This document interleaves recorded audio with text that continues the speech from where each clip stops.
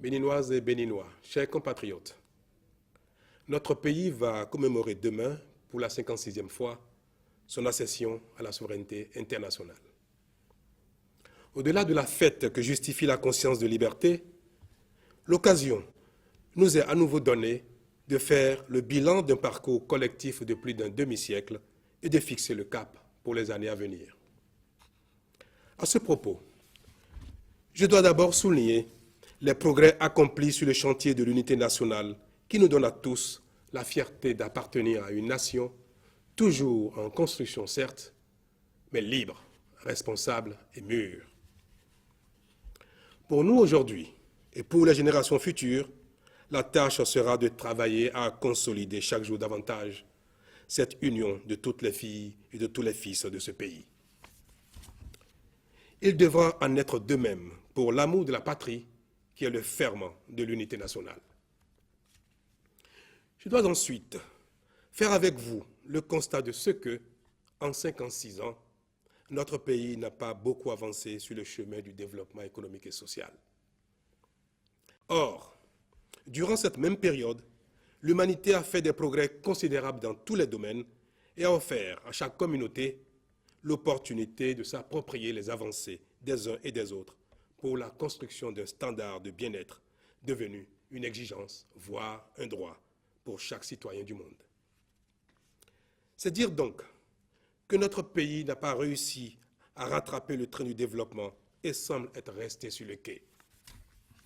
Pour autant, l'indépendance économique et sociale, sinon la liberté de se développer, demeure encore à notre portée et il faut la conquérir. Il est temps d'entamer résolument la lutte contre la pauvreté et le sous-développement, car la liberté dans la pauvreté n'est qu'un leurre. La liberté n'est pas une fin en soi, elle est un moyen de développement.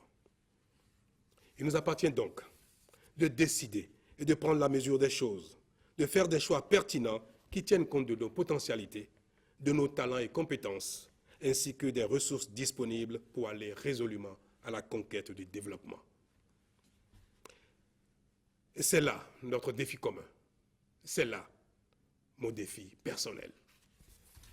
Ce challenge est aussi le fondement des réformes politiques, institutionnelles et administratives que j'entends mettre en œuvre pour conforter la démocratie et permettre la bonne gouvernance.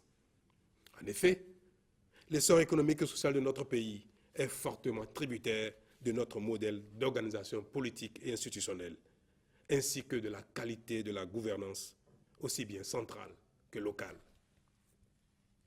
Voilà pourquoi je pense qu'il nous faut impérativement réformer notre modèle politique tel qu'il est issu de l'historique Conférence nationale de février 1990 par le rétablissement d'un équilibre constructif entre les institutions constitutionnelles, le renforcement de l'indépendance de la justice, la lutte contre l'impunité, la réforme de notre système partisan et la stabilité du code électoral. J'y ai beaucoup travaillé depuis mon investiture avec les membres de mon gouvernement et sur la base des propositions qui m'ont été faites par la commission technique que j'ai chargée des réformes politiques et institutionnelles. J'engagerai donc, sous peu, le processus de révision de notre Constitution. Mais avant l'ultime étape de saisine du Parlement, je compte recueillir par une consultation en forme référendaire l'appréciation de l'ensemble du peuple béninois sur les choix que j'ai opérés. J'ai la conviction que notre pays se trouve à nouveau à un tournant décisif de son histoire et à l'instar de nos aînés, nous devons faire face à nos responsabilités. Ensemble, il nous sera possible de relever très vite le défi de la modernisation politique de notre pays afin de l'engager durablement sur la voie du développement économique et social, gage de paix et de stabilité.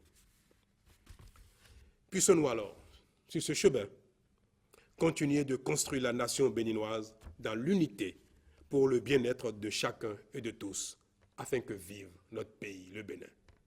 Bonne fête.